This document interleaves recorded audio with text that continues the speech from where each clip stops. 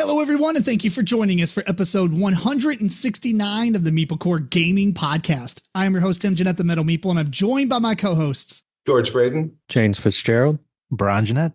In this episode, we're asking a pretty simple question. What actually makes a board game good?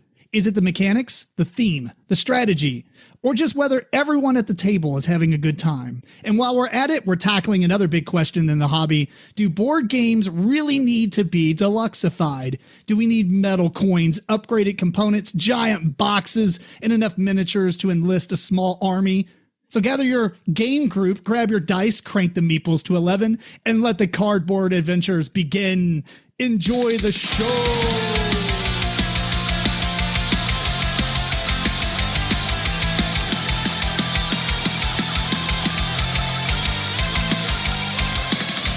Random question. Does Take That ruin board games? Yes. Yeah, that's all right. Well, we're done. Show's over. I generally hate it, but that's me. I try to avoid doing it. Let me rephrase it. If the entire game is based on primarily that, it's okay. Otherwise, I hate it. No. I think there's I've said this before on the podcast. I think we did an episode where we talked about the game mechanisms that we like and stuff and we dislike. One thing about Take That is Brian's right. If it's a game that is full of Take That, or like that's the whole game, like Munchkin or something, right? It makes sense to be there because everybody's playing by the same rules. It's just a fun thing to do. It's more of an activity. If Take That is in any other style, like a Euro game, the Take That only works with global effects. Mm-hmm. Where it's like, I'm going to play this and I steal a resource from every player. Or I play this and every player has to do this thing. Because if you're targeting somebody, then it becomes like this, what's it called? Kingmaker. Grieving. No, it's like or grieving. Yeah. I mean, you could just be like, well, you took the spot I was going to go to, and now I'm going to hurt you. It's like, dude, I'm 45 points away from the next player, and I'm in last place. Like, right. What do you?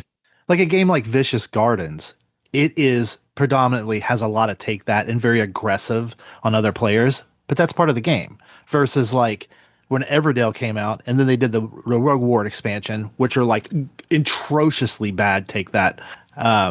Yeah, I don't like when they just experiment throwing Take That into an expansion. Right. Or like if you've played Citizens of the Spark, that's a modular game where you can include Take That's into it and more aggressive or not even include it. And I like that because you're given the option to players that want to do it and the people that don't. Yes, I'll agree with you there. One of my favorite ones is Dale of Merchants, and you can play with the raccoons and the alligators, or you can just leave them to the side. Yeah. The part I hate the most, and I've mentioned this before, would Take That is if it's a game where you're building towards something. You're taking half the game to build towards some objective or goal that you're trying to do, and then somebody just ruins it all by playing a card that it's a Take That card, and it screws up everything that you worked on. I mean, that's just frustrating to me. Like you're building your hand, it's all perfect, and then that one card allows you to switch hands with someone. Yeah, you're like, get out of here. It's like, this ain't Uno. Yeah, bruh. The example was, I can't remember the name. I don't know if it was Moonrakers or something, but I was building towards this, and then I needed this. It's one of those games where people can join in and help you, and I just needed this thing to be done and help, and the guy jumped in there, but he failed the mission on purpose because that's the card he had in his hand. He's like, you get this many points if you fail the mission. And it's like, wow, right. I don't remember that, but that would be super frustrating. I mean, it could have been because Moonrakers is like that deck builder where everybody's putting cards in, you're playing cards like Dominion style where you have so many actions and so many plays or whatever. Yeah. And you're trying to achieve all the icons on whatever mission it is. But yeah, if somebody had like a screw up this mission card, that would be like jerk time, especially because you invited them to help you. Yeah. Right. It actually, in a way, I put it in the same bucket. And Tim will know, like, remember in the end of Abomination where you have no control whether or not you've done everything perfect, it still fails. Yeah. I feel Take That gives me that same, like, I did everything right, and then somebody came in and just messed up my whole thing. Yeah. There's a difference between that sort of Take That, where it's something that happens that you had no control over, and when the game itself is a battle, and so you are you're marshaling your forces and you're having a strategy, and the rules of war and how the other person can react, and that's not the same thing as just out of nowhere, hey, you get hit with this. Yeah. Right, because it how does it feel with the game? And so if you're playing a war game where you're targeting other people specifically, it makes a lot more sense, especially if you have like dudes on a map and people are next to each other. And you're like, well, I mean, I'm obviously going to hit you with this because you're the person that's in my territory or next to it. Whereas in a Euro game, if you're just like playing, okay, steal 2 resources from a target player, then it becomes a very like, how do you choose who to pick? Other than maybe you're picking a specific resource that no one else has. And like, well, I mean, I have to pick you because you're the only one who has, sheep or whatever. But it just feels off somehow in those games. So does Take That ruin games? It can in many cases, unless it's designed with Take That in mind. Like that is what the main thing, you're going to have a good time just wanting to hate each other at the end of the game. Take That has its place. Like Munchkin, it does have like, for as much crap as Munchkin gets, I do think that it's not bad. It's a fun game and it's just silly experience, right? It's just a fun experience to play. And you're like, oh no, yeah, oh yeah, oh yeah. Well, what about this? I'm going to do this. Well, I'm going to play and de-level you. I'm going to play and make the monster 10 levels higher. You're like, oh, just the sheer nonsense that's happening. You can't take it seriously. And right. The downfall with it is that it goes on too long because of that. That is true. Right. Like, for instance, in Spartacus, which is one of my favorite games, Spartacus runs into that thing because you win if you get your points all the way to the end of the bar. It's like 12 or something. And the problem is when there's these entry cards you can play, and it feels like Munchkin. It's never the first person to make it that far. The first person to make it that far becomes the target of all the cards that players have been holding in their hand the whole time. And they're like, oh yeah, well, lose a influence or whatever it's called. Lose that. And you're like, oh. And now everybody's wasted all their ammo on that one player. And then the next player's like, and gain an influence. And now I'm at, 12. Right. And that's kind of how Munchkin works too. And so to your point, yes, it makes that game longer too. Yeah. I remember when I got Mystic Market, I can't remember what potion cards. I don't know if it's the red ones. There's certain potion cards that allow you to mess with the other person's hand, steal resources, and really cause chaos. But that's the only cards that do it. So we just don't play with those cards in there. The one with the little jars? Yeah. Because there's a couple that allow you to steal the other person's resources, steal the other person's cards. So we took those. Stealing cards is like the worst. That and skip a turn. Yeah. It's like, I feel like you don't even feel good doing it. It's like, that's, but yeah, I was trying to think worst. because there's a couple games I reviewed and I straight up mentioned that. But if the game's all about it, I get it. If it's not, I don't like it. I don't know. Now that you've mentioned Spartacus, that is a game that has Take That, and yet I really like that game. Dude, it is fun. Really good. It's the ending that the Take That exacerbates, right? And I feel like they could have finished it by saying, if somebody breaks the threshold, the game will end. You know what I mean? And it's whoever has the highest at that point. Because then you have to save your cards because you can knock that one player down, but if somebody else jumps up ahead, then we know the game's still going to end. So you kind of have to like spread it around, spread the love, knock everybody down. You have to be you have to be so tactical about when you make that decision to go ahead and be ready for things. And I think I really like that. I think that's one of my favorite things in a game because I really like Spartacus and I absolutely love Inish. And that's the nature of Inish as well. That's true. I like how as we're talking, George is like, let me reconsider this. I'm completely reconsidering this. I just thought of another one that is a game that has Take That in it. There's going to be exceptions, but I would say the majority of the games, it doesn't improve it, but there are exceptions to that. Yeah, I'll agree with you there. With Inish, the exception I just thought of, though, is Argent the Consortium. That's a brilliant game, and you spend a lot of the game attacking the other guys. But it's still attacking. It makes sense there'd be a little bit of the backstabby, conspiracy, stabby stuff. Yeah, you're dueling cabals of wizards. So you're sending people to the infirmary and you're banishing them. And there's all kinds of stuff. But with Inish, when you say you're about to say next turn I'm going to win the game, that's what you have to do. Yeah. And you spend the game setting up to where they can't knock you down. So you're gonna win, and they can't do anything about it. That's what you're doing in Inish. That's what makes it fun. It's just you're trying to noodle out, trying to make it so where you're gonna say, "Ha, I'm about to win this game next turn," and there's nothing you can do about it. Yeah. And watch their sad faces. Speaking of that, not to derail at all, but George, have you played Galactic Renaissance? That's his other game. I've not. I need one of his to. other games. So it has a similar thing where you have to, well, I guess it has take that points. and stuff, but yeah, you have to be able to get so many points in one round or something. Yeah. I haven't actually played it. I've read the rules. We just can't get it to the table apparently. But I guess the point is, if you start thinking about these games and you're like, how does the take that like fold into it?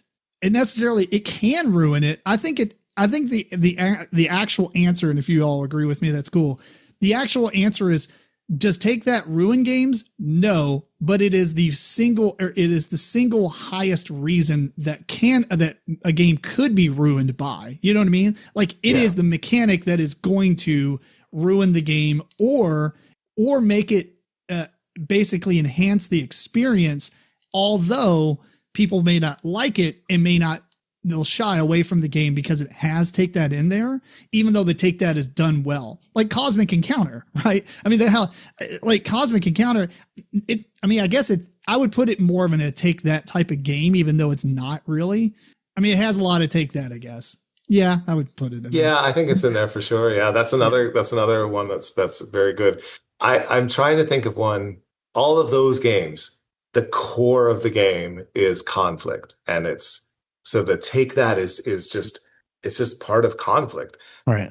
Are there any games that you can think of which for you started without that kind of conflict being added, and then an expansion came along that said, here's some take that, and you actually like it better? Are there any games that you can think of?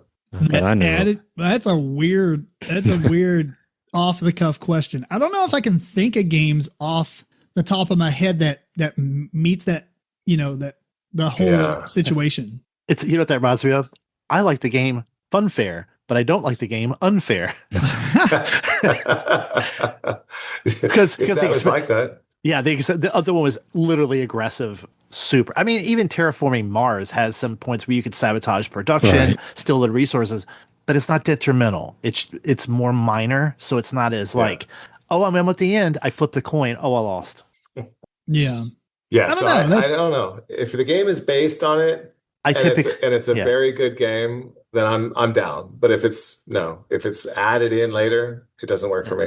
Like you're asking that, and I know there is an answer to that. Like a few games that I remember because I can feel it. Like I can feel that there was an expansion release that added a lot more stuff to the game that's more take that and more combat-y, but I can't place it. So we're not going to like spend too much time on it, but I will say that the question I thought you were going to ask is there games with take that aren't combat related.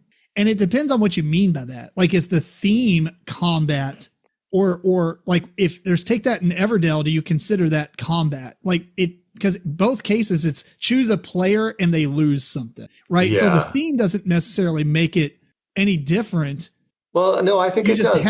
Go ahead. In Everdell, the theme is not my town's going to take over your town. That's not. But the if theme. they have their saboteurs, I mean, I don't think they do what they should do, but like, they could have easily made those saboteurs do something to the other players and include it more, take that into the game. Now I will be the first one to say I have not played but one of the expansions to Everdell, or maybe two. I think I played two. The others don't have it. Now, if you put the Rug Ward expansion in there, it literally allows you to swap cards with players. Swap something in their town. Right, but are all the Rugboard cards different, or is it just that one ability? It's that one and think one or two others. But it can literally, if you do it round one, can tank your entire thing and you may not recover. That's fair. Because we did it. Yeah. But it wasn't supposed to even be in there when I was talking to him about it. So, sea salt and pepper extra salt is one that does add that swimmer combo where you can actually steal the other person's cards, right? Oh, That is true. That 'Cause is I don't true. So think there's an the original one had expansion. it. The base game I don't think has anything that you can target the other player with. And it's such a minor card game that takes like 5 minutes to play, but Right, but yeah. and helps. And that does help. That mitigates the annoyingness of Take That, surprisingly. I was trying to look at my wall, but anyway, that's my thought. I typically avoid it unless it's minor and it's not super impactful. I can't ignore that Brian turned that card game into a 90s hip hop group. See Salt and Peppa. And Peppa. Peppa. Where's the TLC expansion? Yeah, there you go. All right. So anyway, let's get into what we've been up to since Gen Con, I guess, because we didn't talk that much on the last episode about what we've been doing.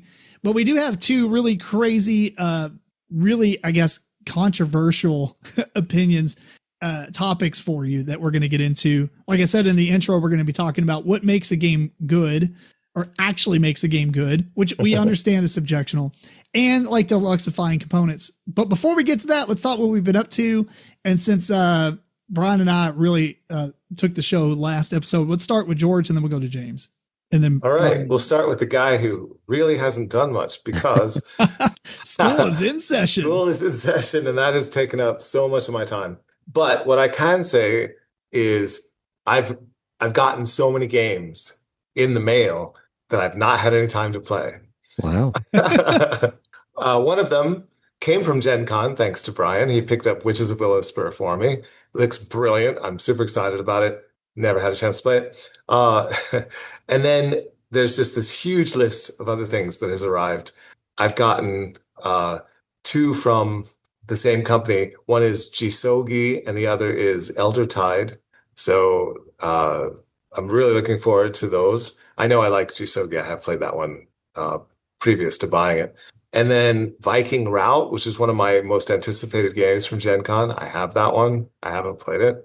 Real quick, I got Jisogi, and I love the bigger cards, how they have like that spot foiling.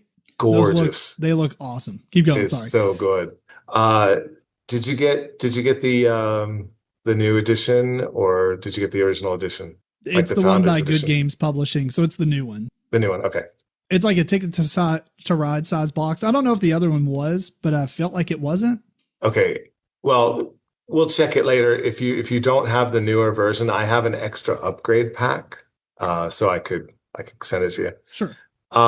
Then I have the Victorian big box for Obsession and all of Obsession now. I went and got all the expansions for that. Yes. James has got it. Brilliant game. Yes. So I'm dying to play that. And then I have Hell of a Deal that I'm looking forward to playing. Yep. And then Brian's got that one. And then one of the largest game boxes I've ever received, Horror on the Orient Express, is one that just came, and I cannot wait to get into that. It's a really complicated co-op, and that's my kind of thing. So I feel like I misheard the first word there, but that's I did too. Oh, horror.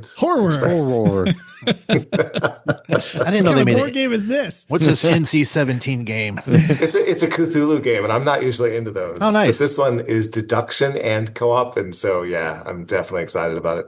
And so I have all these games just waiting. And I did get a chance to go play some games.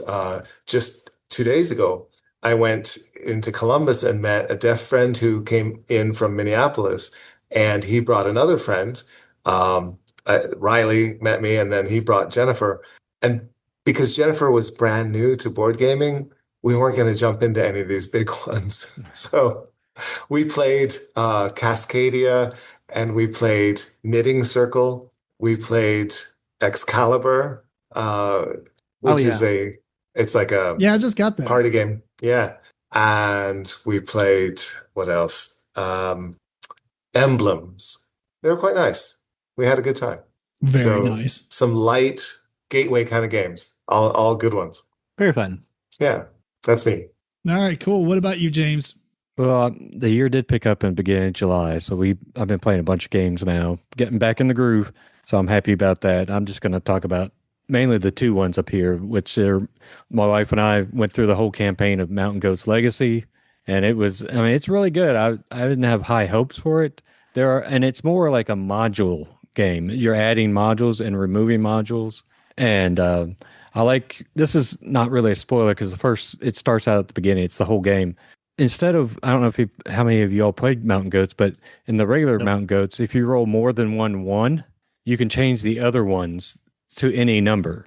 Well, this one has goats instead of ones. They're still ones, but you have 2 cards to the side that's ran. It depends on if you're playing it, going through the campaign, they have certain cards and they'll allow you to do stuff. It modifies. If you roll a goat, you can use that power if you want to like, sometimes it'll like change a 3 to something or, something like that. I don't remember off the top of my head. And then, so, I mean, I like that better than the changing the 1 to any number because that gave you actually powers. Okay. But we went through it. There's definitely, when my wife and I will play it again, it'll be adding certain modules, but there was, like any game like that, there's certain modules we didn't care for. I'm not going to say what they are. And they're just kind of dumb. But I can tell you, if you're looking for the story, it's more of a kid's bedtime story, the actual story as you go through, which is fine. It's well written, but it's not to me, it's even younger than probably what the age on the box is to play the game, that story. It's just, it's a cutesy little goat story, but it's not really, it doesn't matter. I just more or less aggravated my wife by reading every single time. Are there any legacy elements to it at all? No, there's no tearing up things and stuff like that. They tried to make it legacy where like, hey, if you did this so many times, you get to punch out these. I was like, nope, I'm punching them all out. We're going to use them, whatever, So, I mean, there's no tearing up things. Everything's reusable. It's just, like I said, it's just modular. Kind of sounds like the Hogwarts Harry Potter card game or whatever. Yeah. I like that, but it's Mountain Goats and the pieces are bigger. Our biggest complaint is we got the Deluxified one. Hey, speaking of that later on, the dice, the pips are almost the same color as the die. So it's hard to see. They didn't white out the pips or dark black out the pips. If the pips, the normal dice that comes with it, it's a solid color. The Deluxified are clear straight through. And the normal one looks great with the white pips with the light blue. But the Deluxified dice, it's nice to have your own dice, but we had to sometimes stare at it. It's like, what did I just roll? Because it's hard to see. Are you pulling it out there, Brian? I'm actually curious because I haven't looked. But it was really fun. It was really worth it. And Crystal enjoyed it because I'd say Mountain Goats is one of her top 10. It's in her top 10. She loves Mountain Goats. And she really liked that. It was well worth it. I'm very glad I got that. Well, like Tim was saying, that if it's like the Harry Potter's Hogwarts battle game, you add bits as you go and you add bits with this as you go. The Harry Potter game, once I've added all the bits in, I'm never going to play except with everything. Right. Is this the same for you? Are you always going to play with all the goats? No. We're not going to play with everything. Like I said, some of the modules, no. And that, what you got to do is there's certain things that relate, like cards and stuff that relate to those modules. So if you don't play with those, you got to take those out, which is fine. It's easy to see. They've got icons for each thing each mod. I'm calling it modules. That's pretty much what it is. You're adding stuff in, and then even in the legacy game, you have this one little thing in there, which luckily we didn't like. It was okay, but it was dumb. I know what they're trying for, but it didn't work for us. And luckily it wasn't in the rest of the game. It came back out. It told you, take this back out, after this game. So like I said, it's the base. The first chapter is more or less the base part because that's what you play with the rest of the game. That is pretty good. I mean, I could play that all the time. It's like I said, it has those cards. And again, I don't think this is a spoiler, but on the odd number, the 5, 7, and 9, you have mountaintops, and they can also change the gameplay. Like saying, if you have the most point cards from this, you get an extra 2 points for all the cards or something like that. Or if all the point cards are taken from this mountain, then they're worth plus 2 more. Okay. At the end of the game. So you're trying to get both of you trying to kind of work towards that and get as many cards. Or it says if there's all of them are taken away, it's -2. There's certain stuff like that. That's a little bit of a spoiler, but it's stuff like that. I mean, I highly recommend if you like Mountain Goats to try this out. It's really good. And like I said, it's just a minor negative is that the dice The Deluxified dice. What does the deluxe edition add? Is it the dice and a couple like screen printed goats or something? Yes. Because the normal ones look like this. Well, that looks nice. It adds dice and stuff, and it adds Deluxified stuff I can't tell you. Fair enough. Secrets. Because it's stuff added to the game. Deluxified Legacy. Right. Instead of cardboard punch out stuff, it's metal stuff. That's all I can tell you. Oh, it's metal stuff? That sounds rocking. Yeah. It's really good. I mean, I liked all the Deluxified except for the dice, but we still play with the dice no matter what. So it doesn't hurt it that bad. Right. Okay. But also, we played Night at the Zoo, which Wait! You skipped the other game, memes. I haven't played that yet. I just put that up there for you, Tim. Oh my god! Straight trolling. Have you actually played your copy yet? No. What that crap? He's never going to play it. It's just to annoy Well, you. it's not very good if you want to sell it to me. I've been lucky to get her to the table to play anything, so I keep forgetting actually to bring that up, even though it's sitting right there. We did play Night at the Zoo. All right. Do y'all know much about Night at the Zoo for a capstone game? It glows in the dark, apparently. Yes. Just the Not cover. well on the camera, but in real life, it's all green. Yeah, I've played that one. Yeah. It's a fun little game, racing game. You're trying to get all your animals into the zoo because they are out partying, I guess, at night. It's kind of like Night at the Museum where they're all animated. They're all growing around and they're not really anthropomorphic, but they're regular animals. But I like how they have certain powers or certain things, how they move usually. Yes. But it's puzzling. It's puzzling, but I think it kind of fell flat. I'm going to have to play it more. We just played it once, so... It's a lighter game. Yeah, it's a really light game, and it's not bad. I don't hate it or anything. It was like it's okay. It wasn't like this is amazing. Yep, I'm with you. I really want to play it again more. I really like the designer. I really like animals. This one didn't do it for me. Yeah, didn't care. I had high hopes for it because it looked pretty cool on the table when I saw it at Origins. I was like, this is really nice, but.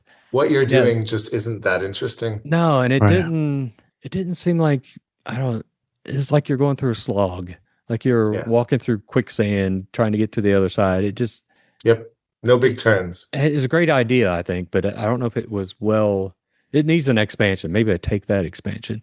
But but no, it was good. I would at least it'd be at least a 6, maybe a 7 for me, but I don't know.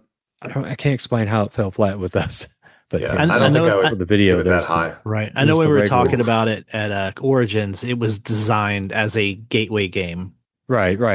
And I'm fine with those because I mean they always call Lords of Waterdeep gateway, and that's a great game. It's a fun game for me, but it felt like it was missing something. It was missing some kind of element that it needed. Yeah, it's missing fun. That might be true. I can't argue too much with George on that one. Speaking of which, we're going to be talking about what makes a game good. That's right. I did make a huge mistake. BGA Board Game Arena has Twilight Imperium 4th edition, and buddies of mine decided to have me join it, and I have no idea how to play it, so I was trying to learn it. Are you doing asynchronous? Yes, it's like done 6 now. Months. Thankfully, no, it didn't actually. It went pretty quick for async for that game. But surprising. I had no idea. I was trying my best. It took me a while to figure out how to get to other planets and stuff. And I'm terrible at learning games on BGA. And I was like interested in seeing it. I'd still rather play it in person to figure out how to play it. But I don't know if I have 8 hours to. Yeah. Did they just completely victimize you? I got 3 points, so I was happy about that. One of my buddies, I've been introducing him into the games. He's a really smart guy. He got asked to join his friends group for Twilight Imperium, and he won. Wow! They were a little annoyed. And did he have a great time? I was like, okay, it's Sam. He tends to win anytime we've played stuff. Yeah, it also depends on who you're playing it with and how like the table reacts to stuff, right? Because that's a game that ADD doesn't do well with, because if somebody gets fixated on somebody else, you can derail their entire strategy just by making them angry and poking their behind. And they're like, get out of my area. And it's like, okay, cool.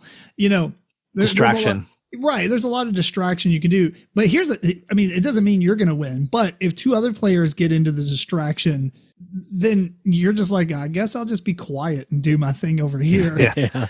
And so there's that game really depends on the aggressiveness of the conversation that's being had. That's right. I have not played it, but yeah. You can really provoke people. You can negotiate your way out of stuff really easily. Like, hold up. Let's talk this through. And they're like, all right. And so, if you're like a used car salesman, man, you're going to like sail through that game like Han Solo. Keep going, James. Sorry. Oh, no, that's fine. But I don't know. I don't know if I'll be playing it on BGA anymore, but I pulled up Chat GTP and it's like, how do I move to another planet on I4? It gave me all here's the different ways you can do this.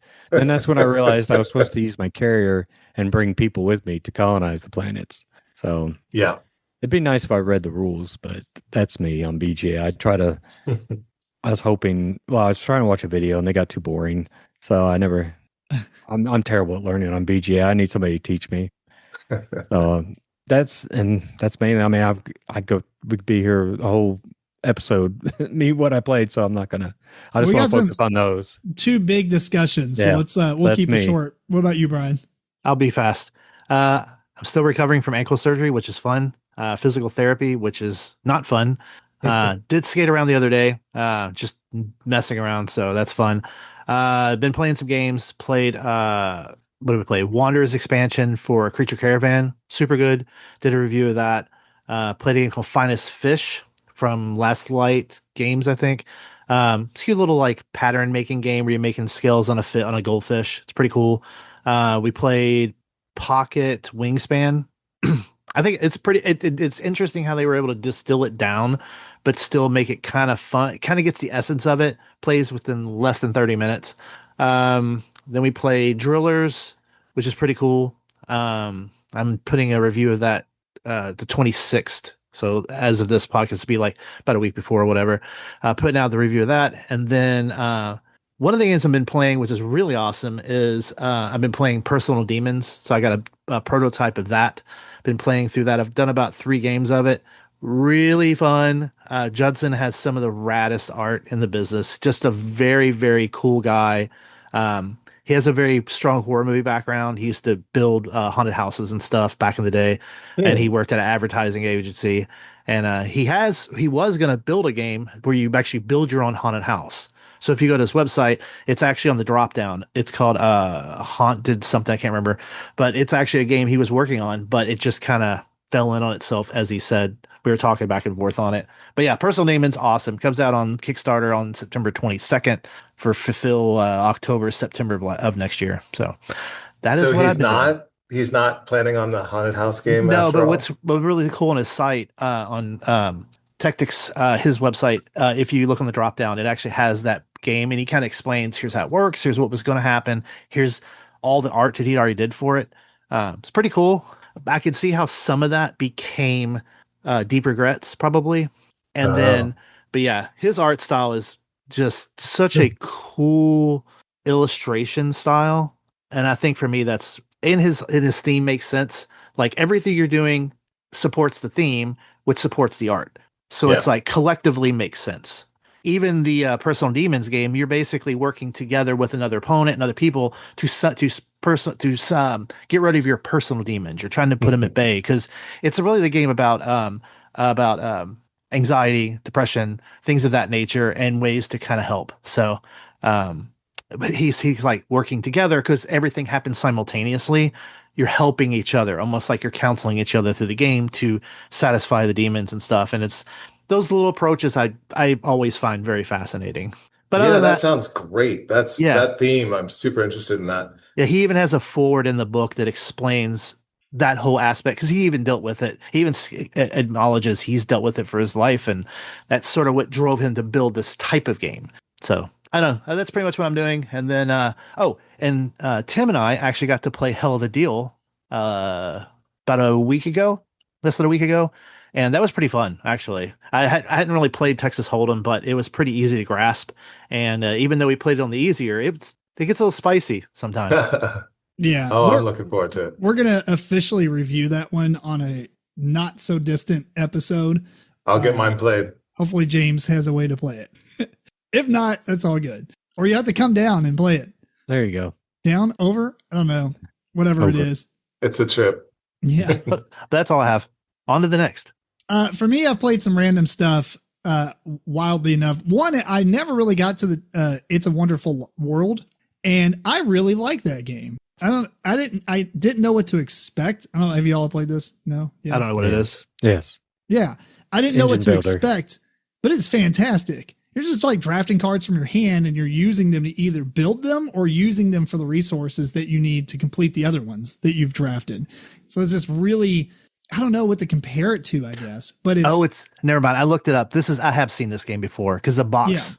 Yeah. I thought that It's a Wonderful World was something different, and It's a Wonderful Kingdom was a little bit more like fighty, I guess. I don't know. The point is, I was blown away. I really liked it. I see why everybody likes it now. It is not as complicated as I imagine it being. No. I thought it was like a medium weight Euro, and it's really more of a gateway game, but it is very thought provoking on what you're doing. Not thought provoking, but it's at least like thinking like, okay, well, I can play it for this. I can do this. I can hold these cards aside, or I can, because you're drafting these cards. You're like, oh, well, now I don't need that one anymore because I'm drafting this one. And dude, yeah, it is a little bit, it can induce AP, analysis paralysis if you're not paying attention, but very good game. I could say this, looking at the box, it is not what I expected. Yes. Right. Like I expected more of like a traditional Euro where there's a board, and really what I thought it was, because I judge a book by its cover, is I thought it was the Game of Life Euro edition. That's fair. And like, I had that in my mind for whatever reason. And I did no research at all. And we played it and it was very fun. We actually played it twice. It just says It's a Wonderful World. And the comment says it's a wonderful game. It is a wonderful game. It's kind of a dystopian type feel. It is not. Yeah. The theme is not wonderful. Right. But I think it's more of like a sarcastic It's a Wonderful World. Right. Like if you start looking at the art on the cards, it's like, like the blue ones are all military. Oh, I see what you like. Here's all these people sitting on the beach, and there's a nuclear reactor behind it, right? Causing it's like pollution everywhere. It's such a wonderful world because we're trying to kill everybody on the planet. Remind me of this game. I'll have to check it out. I'm gonna keep it on my screen. We played on BGA. We played a game called Jackpot Set the Reel.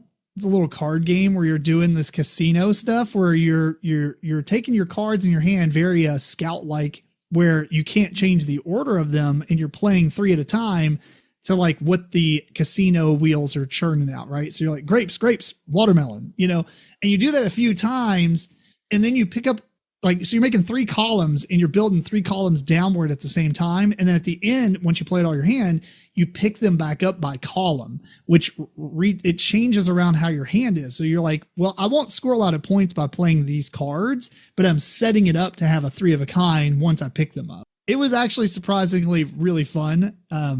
It would be cool to play this in person, but the cards can be upgraded and you flip them around. So like it might be cherries on one side, you upgrade it, and now it's not like grapes. And then you can get wilds and stuff. And it's a pretty cool little card game. It's called Jackpot Set the Reel. What does that mean? Set the reel? Like the reel, the reel of the slot machine when you're the pulling old slot machines where they had the reels. Yes, the reels that spin. Yeah. You're saying the wheel? Digital. R-E-E-L. R-E-E-L. Okay.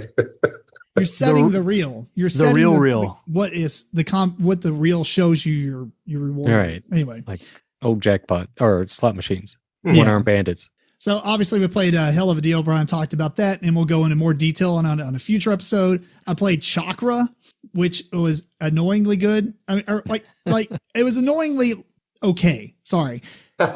Would I play it again? Meh. But I would be up for it. You're doing these actions to grab these gems and put them on the top of your board, and then you're trying to drop them down a column of different circles, and each circle can have 3 gems in it. But here's the thing.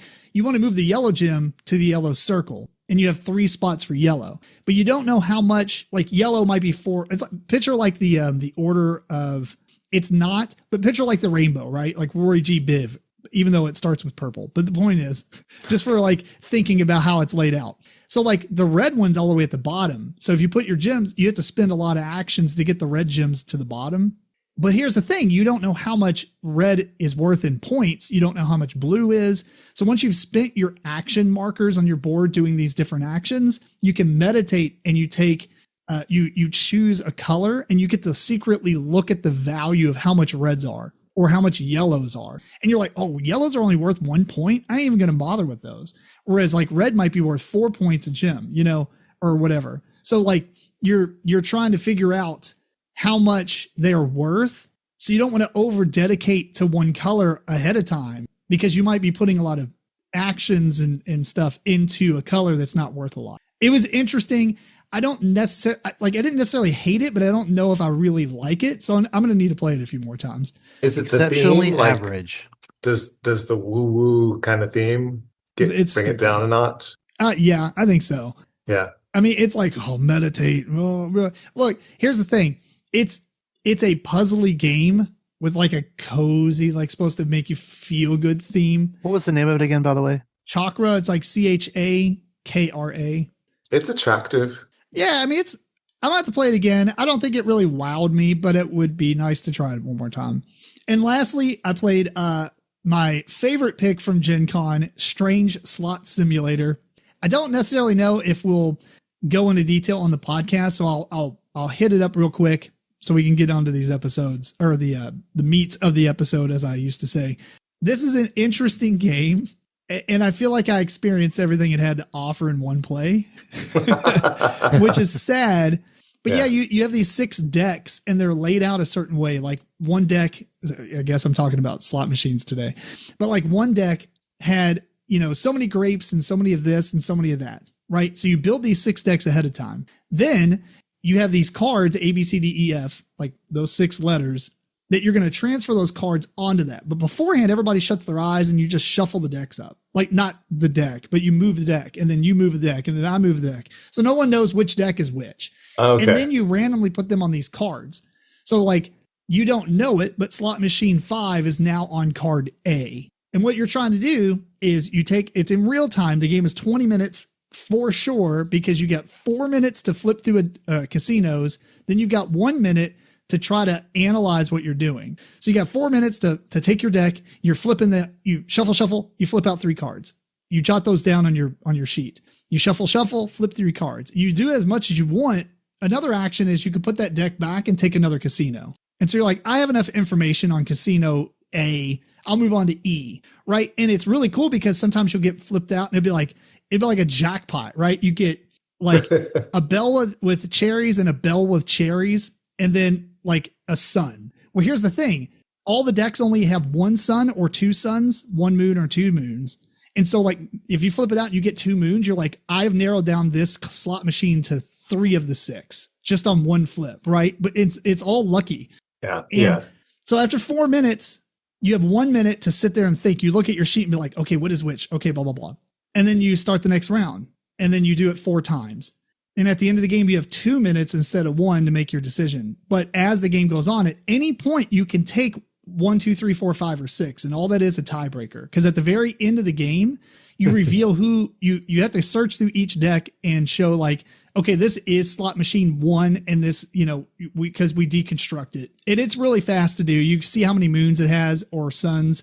Yeah. You've narrowed it down to 3. And then there's another card that has like 1, 2, or 3 in it. So you can figure out exactly what it is in really fast time. So that's not a big deal.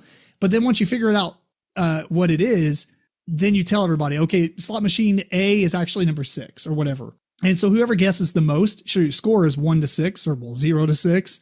If you tie with somebody, it's whoever grabbed the lower number card. Because you're saying I came up with this conclusion first. Yeah, that makes sense. Yeah. Although once you do that, you're out. You can't slot machine anymore. So you definitely want to be sure. Right. You can't just grab one at the start of the game and be like, well, I'm hoping for the best. It was a good game. It was fun. There's a lot of variance to it, but I don't know. I'll play it again, but it feels like it goes in the category of play it with new people, and you probably don't play it with the same people. Because it's a one-trick pony. It is a one-trick pony, but it is a good trick pony. Yeah. Because it is memorable. Different. It's memorable. It's different than any of the other deduction games out there. Because your deduction is like, somebody's like, I'm bad at deduction games. Doesn't matter. Everyone is bad at this deduction game because it's focused a lot on luck than it is deduction. Okay. That's fair. Yeah. Now, I mean, I guess if you get enough information about all 6, then you can deduce pretty well because you're like, well, I mean, I drew a lot of watermelons on this one. It's probably this or this one. And then over here, like, oh, I flipped 2 moons. I know it's this one, which means this one has to be one of those 2. It has to be that first one because it can't be the second because this one is, that kind of deduction. But it is hard because you have 1 minute to make all those decisions because you're not making them while you're flipping stuff out. You're just flipping, writing, writing, flipping. Everybody stops after 4 minutes and you're like, oh my God, I got to look at my sheet. Okay, what has happened? And so it's deduction, but you're also like limited on how much time you have to think. So that's interesting. Yeah. Well, let's play it. Yeah. How many people could play? 5. Because that's how many decks there are. No, really? There's 6 decks. Just, I don't know. It's 5 players. There has to be one for someone to switch with. Yeah, I guess that makes sense, right? Because if there was 6, then how could you switch? Yeah. So it is really annoying because you're like, who's got deck A? Dang it. All right, well, I guess I'll switch for this one. As soon as they're done with it, you switch out. It's got a little bit of that. That's fun. It's a fun game. I think I would keep it at least a little bit to play it with a few other people, and we'll see what happens. But and it's called Strange Slot Simulator. And after that, I'll trade it to James for memes. So anyway, all right, well, let's get on. We're going to start with, I don't know. Actually, I didn't really think this through. Do you want to start with components or do you want to start with what makes a game good? I think the components will be shorter. Yeah. Weirdly enough, I think it's the opposite. Because once we start talking about what makes a game good, that could be a lot of topics. Let's start with the Deluxified. I'm gonna intro it in so I can clip this as a video. Here we go. Ready? So the first topic that we're going to talk about on this episode is, do games need to be Deluxified? Now let me clarify something real quick. Number one, we can talk about it a little bit. We are not talking about blinging out your own game, right? That's a personal adventure if you want to take it. We're talking about Deluxifying a game that comes like this, or it has a regular version and a deluxe version, or it has I don't even know if I want to consider a game that has components. Like for instance, Arnak has official deluxe version component upgrades. I don't even know about that.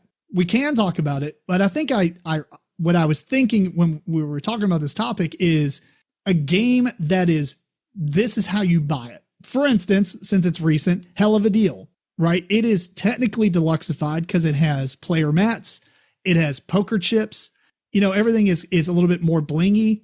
Did it need to be, right? So I guess like that's where it starts off. What do you consider Deluxified definitionally? I guess it depends on how you look at it. Because I think your topic more so is, okay, there are some games that quote overproduced, I guess is the other word that you would come across. Like games like Kingdom Death Monster is the extreme example of this. Or most of the stuff that Chip Theory Games produces, like Cloud Spire, Too Many Bones, Elder Scrolls, all of that is super ridiculously overproduced.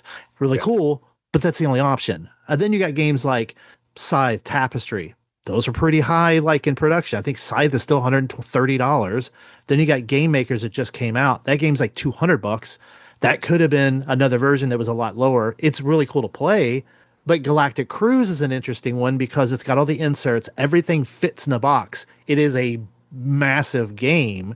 That one's kind of a weird one. For me, I've kind of thought about this a little bit. I prefer to have the deluxe ones, but I don't mind if you kind of do an if option where, because I appreciate the artistry and the tactical approach. I like the upgraded components. I like the stuff. As long as the cost isn't like completely absurd. My problem is when there's no other option, where it's like, I go in Kickstarter. Oh, that game's like $140 or whatever. I would rather it be, here's your base game. Here's a deluxe. On Kickstarter, it's like 25% less because it's Kickstarter. May have a promo card in it, or a box where I can upgrade my initial one to the deluxe components. Like, for example, games that have 5 and 6 players. I'll never play that. I would like that to even be an expansion by itself. If I wanted it, I have that option so that cost doesn't get pushed onto the consumers when they purchase it. the reason I bring that up is Personal Demons was a 1-6 game. He changed it to a 1-4 because he didn't want it to be more expensive for people that most people would never use the 5 and 6. So for me, I like more Deluxified to some degree, as long as the cost is reasonable. Like Splendor, I think having those tokens didn't really increase the price, but man, it feels so good to play with those chips on Splendor. And that was kind of one of my first things I could think at the top of my head, but even hell of a deal. It's weird though. Like, I don't know if I'd necessarily even call the Splendor Deluxified, which is weird because it does have, it has components that you would consider deluxe, like poker chips, but that's like the only component to the game besides cards. Well, I mean, I guess the little royalty guys or whatever, and the tray. Unnecessary, because the game could have came 4 times smaller. Anyway, the point is, so I think we're talking about the same thing, right? It's almost a moot point if you say, should you bling out a game, because that's all personal choice. But in this case, Deluxified, we're talking about, like you said, games that come with a lot of stuff. Now, obviously, I think ultimately it's nice to have a choice between a regular edition and a deluxe edition. A lot of games don't have that option. And weirdly enough, I will say there's plenty of games that have a normal version that are done badly in comparison. You know what I mean? Like, they just steal the entire, I don't want to pick on Folklore, but Folklore is a good version, a good thing to talk about, because the original game came out with miniatures. It's an adventure game. The miniatures really do add a lot to it. Then they released like an anniversary edition or whatever, Kickstarter, that had like standees. It wasn't even considerably that much cheaper that I remember for the difference. It's almost like maybe miniatures just got more expensive, and so it was easier for them to produce the standees or whatever. But it also kind of made sense because the standees, like, do you really need a miniature for everything in the game that you might encounter once or twice over a couple of sessions? You know what I mean? Like that. So Kingdom Death is a good point that you bring up, but the difference is I don't really consider Kingdom Death in any of these categories because it's a hobby miniatures game. It's an extreme example. Like it's because I want to play it. I would like to play the game just to see how to play it, but I'm not. How much is it? But I think that's the difference though. It's not a board game. It is a board game, but it's a hobby game, right? Like, for instance, War Machine plays it, you know, it's a war game. Right. You could play a board game similar to it, but War Machine is a lifestyle, what they call a hobby miniature game. I think Kingdom Death is more a hobby with a board game than it is just a board game, if that makes sense. No, that's okay. I guess it'd be like I have Aliens, Another Glorious Day in the Course, and it hits, you have to put all the miniatures together, and there's a lot of that, but its cost is what, $80 or something like that. I mean, that's fair, but does it come with the amount of stuff that Kingdom Death comes with? Well, I don't think much stuff comes with as much stuff as Kingdom Death. Here's a better example. Andromeda's Edge. Okay. I've had the base game before I got the expand, and I was like, dude, I want all the cool ships and all this stuff. It just looks so cool on the table, and it's so like just thematic.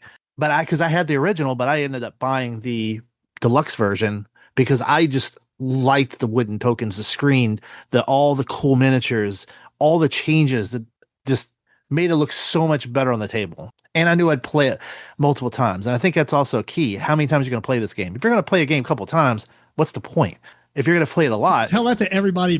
Speaking to this, James, and George, the two have backed the most Kickstarters on this. What do you have to say for yourself? Self-shame. I would have to say massive. It depends on the game. I mean, I'm all about deluxifying stuff, but sometimes there's some games I can't, off the top of my head, I can't remember, but I've liked the base game better than the deluxified one because the deluxified. What? Castles of Burgundy. No, the opposite. I hate the deluxe one because I have to look at what everything is. I'd rather just play it with the upgraded acrylic tokens because I like those better. Oh, well, see, I don't count that as, because I don't have the buildings add-on. I didn't do that. That was an add-on. So I just have the acrylics. And those are nice. Okay. But we're talking about add-ons or not. I think we should bring it in. When we talk about Deluxified, I don't think we're not talking about add-ons because then it gets down to personal preference, right? Then it becomes like, well, I've got the game. do I need to upgrade these things? Cool. If not, cool. It's all personal, right? But let's Okay. I guess more so the better discussion would be, do we need games that only have one thing, right? There's no regular and deluxe, but a game that has overproduction, or just, let's just call it a lot of production. A lot of, like, the components are really good. They're screen printed minis or wooden meeples or whatever. Maybe they have like really fancy resin, the tokens, like the resources, anything like that, right? Do we need things Deluxified? Because I think if we're looking at it right now, there's a ton of games that are coming out that look tremendous, right? They have like Luthier, for instance. I guess that it has a normal version as well, but it does. Even the base version is Deluxified in normal standards. Yeah. The production quality on the Pavers and stuff is much higher. I don't mind it if it's not so detrimental to the price, because that's the problem I have a lot of times with the Kickstarter. It's like, here's this version, it's $147 or whatever it is. You're like, that's a $50 game, and you added $100 worth of crap into it. Yeah, $100 in toys. Exactly. So, but there are certain games that I would say have higher quality production, but the cost is fine, and I don't mind that. I think there's a nice balance. Like, and then the other problem is, don't make Deluxified stuff if your mechanisms and your play is kind of and you're trying to make the game better by including cooler looking stuff, which that has happened. I think that happens quite a bit. Yeah, I think Terraforming Mars should have been released as a Deluxified game. Should have, 100%. Yeah, because it's the original print is just crap. The boards, you knock the table and everything gets off. I think the dual layered boards or multi-layered boards is a must. So good. Azul is another one that hurts from not being Deluxified, because you got the board you can knock and your score tracker can fly off. So I've got something that goes over your personal board just so that doesn't happen. But I do agree with Brian that Castle Burgundy is a Deluxified. Just those buildings are an add-on. It's the acrylic tiles are Deluxified, and that just makes the game so much better. That raised it up to top 5 for me. Were the acrylics like part of the do you have to add those on? Yeah, they're add-ons. Were they add-ons? I thought they were. They're add-ons. Oh, okay. It was part of the Kickstarter, because you can do it now, but you can buy them, and the acrylics have better iconography. The images are bigger. You can understand what's going on. Are they just cardboard tokens? Okay. And they're kind of hard to read because the icons are real small. Especially what's the building you have to flip it over to always look at? Yeah. Well, that's weird. I don't even know why they have the cardboard version. Like, the acrylic tiles should just be the standard. So much better. What is that? What's that game for the audience? What is the game behind you? You and James, you and George were talking about earlier. You both Obsession. They did a Deluxified, more or less a big box, and he's got everything in there. Updated the rules to make it all one rule book. Obsession is a great game. If you've not played it, you need to play that. I wasn't familiar with it. I'm going to disagree that it's Deluxified. It's not Deluxified. It's simply all the expansions in one box. They didn't Deluxify it.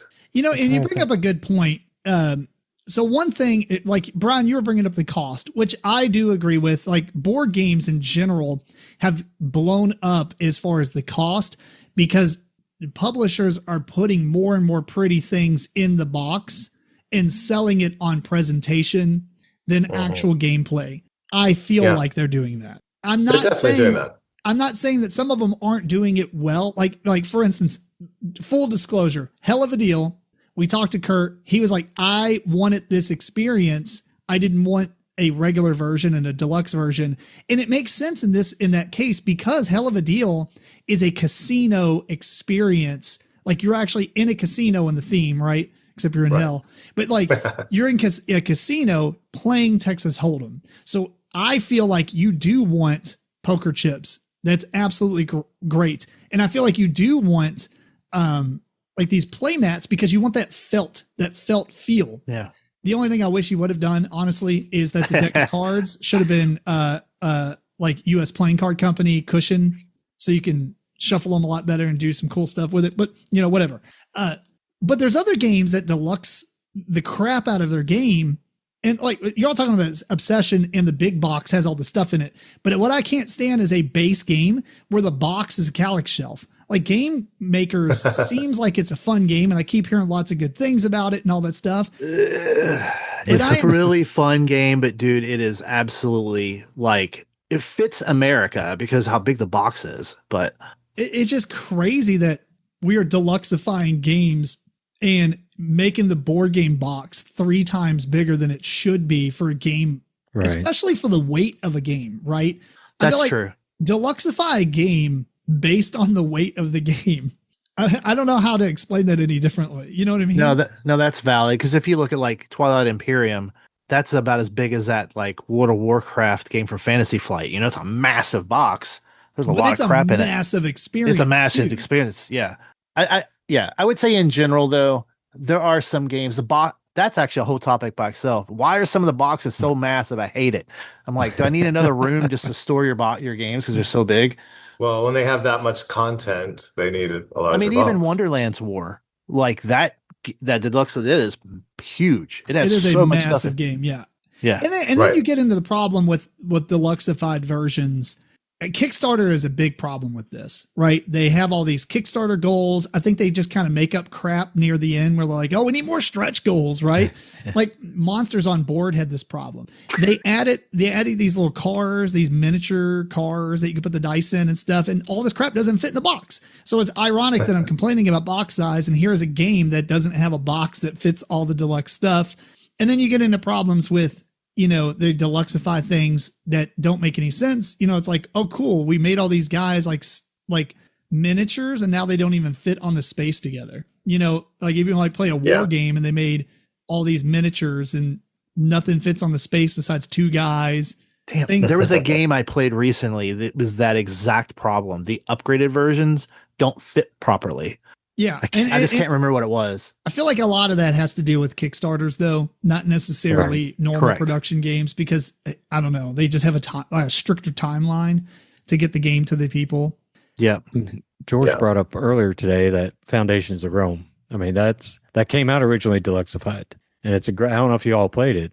Yeah. I mean, it's a great game. Tim and I actually had that discussion because I didn't know that they made a smaller version afterwards. I was only thinking of the big Metropolis. Yeah, it's Foundations of Metropolis, which I own because I can't afford. No, they made a Foundations of Rome like normal. Yeah, that's what it's called, Foundations of Metropolis. Brian, he's saying like they had Foundations of Rome, which was over the top, and then they came out with another version of it called Metropolis, Foundations of Metropolis. I have that one. That's the basically deluxe. Foundation of Rome. I don't think there's that. I mean, there might be a slight difference in a rule or two. I thought it was just, I haven't played my version, but I think it's just the cardboard versions of those buildings. Yeah. Yeah. And so like cheaper. That one doesn't, I guess that one qualifies, but then they've rectified it by coming out with a basic edition of it. But that Deluxified version though, I'd rather play with that anytime. I like it. It's just it's a feel good thing that you can feel the buildings you're putting down. You're taking them from your board and putting them on the main board. It's just better feel than cardboard. Here's a good question. Do you like coins? Do you like metal coins in your games? Hold on, Brian. We're going to come to something about that here in just a second, but let's let George. All right. I think it depends on what the market is going to bear. And I think that we've seen recently that people are willing to buy Deluxified things. There's the Arc Nova that's coming out with everything super Deluxified, little plastic buildings for all the pieces. That's completely unnecessary. No, it's super necessary because I was going to 3D print all of those. And I didn't. There's Agricola that is super Deluxified. I've heard of this game. He's going into Awakened Realms territory. AI art, other than that. But still, all the rest of it, super Deluxified. And people will pay for those. You yourself, are getting those. But I think the biggest example of this whole process is Blood on the Clock Tower. I think that's a better example than the other games because base versions of those games exist and they're reprinting a game in a super deluxe form. Like for instance, Small World, they came out with that Small World's collector's edition. The people who had money and wanted to buy it did. And that's why I was saying at the beginning of this, that maybe we should, the focus is really more only one games version. that only have deluxe versions. Like they just go out of their way to make every component crazy and expensive, Right. But or even if they don't, Blood on the Clock Tower, like it is completely unnecessary. But it's not even. I don't see how it justifies itself because it's not like you're getting metal tokens. It's a $20 game of cards. Werewolf. Like right. And it's terrible. I think that Blood on the Clock Tower truly only did as well as it is doing is because of the way it's been produced. You know what I mean? Because people are shallow, dude. People do judge books by its cover. They judge the components by the pictures, and they're like, "Oh my god, did you see this? Like, look at this stupid tree in Everdell." By the way, that is a stupid design because it breaks. Right. I don't even use it. I'm like, that thing is so dumb. But it has great presentation, is what I was trying to get at. It did until now. It's just on my shelf, and that's where it stays. Well, they'll sell you another one for $50. Yeah, a wooden one. At least it won't fall apart. I do have that. Oh no, I have the one for Earth. Well, anyway, so there are a couple of components that are great, and this was what stopped Brian from talking about, right? Like metal coins or some other things. Like, what are some deluxe components that in the past you would consider deluxe, but now you're like must-haves, right? Dual layer boards, James. I 100% agree with you. That is a phenomenal, and maybe that was more of a production thing. Like they didn't really have the means to produce dual layer boards originally, unless you paid more money. But now board games are getting bigger and bigger and bigger as far as like the market share. And so there's more manufacturing infrastructure to be able to do that on an easier level. One thing I'll add to that real quick is dual layer boards specifically. Yeah, that's fine. Hold your thought. The one thing I will notice or mention, board games, a deluxe component were those stupid little crystals that came with Ascension. You know what I'm talking about? The things that go in vases. Yeah, right. At one point we thought cubes were great, and then they started putting those things in games. We're like, these are cool. And then like you can go to Hobby Lobby and buy a whole pack of 300 of a color. And so like it's funny how like the production level has increased. What were you going to say, Brian? Sorry. I was going to say with dual layer boards, one thing I have appreciated that a lot of publishers are doing is not shipping it dual layered. You put it together because it does actually help a lot with warping issues I've seen.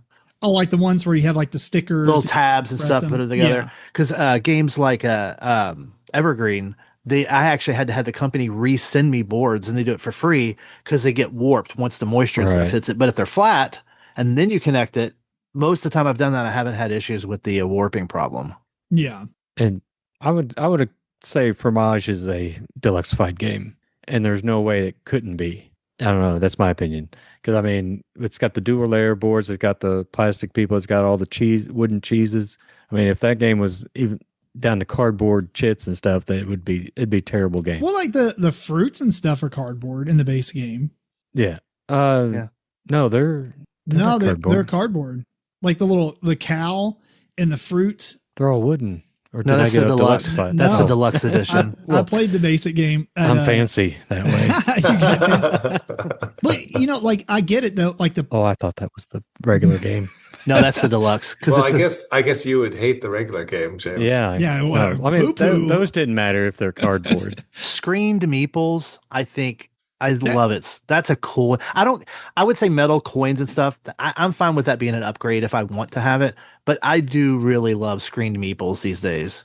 Yeah. Screen printed meeples is such I don't know the cost of that, but it is such a way to make your game look phenomenal. That is an awesome thing. Instant impact. It takes a normal meeple and makes it cool. I'd rather do that than gray plastic minis. Agreed, because most people aren't going to paint those. Right.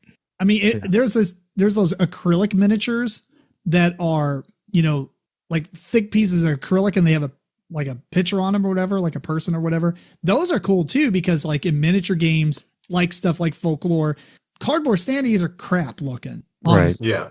But plastic die cut, or laser cut acrylic. Yeah, those are great. It looks really cool. The art. And it's cool for games. If you came out with a game that looks cooler than gray plastic minis, because most people aren't going to paint those. And these things are full screen printed or whatever. I did think of another game that comes only deluxe. Cthulhu Death May Die.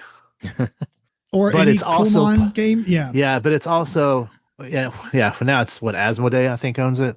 Well, yeah. I mean, they've owned it for a while, I think. Yeah, but Simon has a problem though because they deluxified by just putting 6,000 miniatures in every game they ever made. Yeah, that's fair. It does make it so not, but their miniature quality on that game is absolutely absurd. It is really cool, but like to what James was saying, if they're not painted though, like even not painted, they look super insane. Well, yeah, but in War Machine there was a saying, "Pewter Army of Death." Armies of Doom.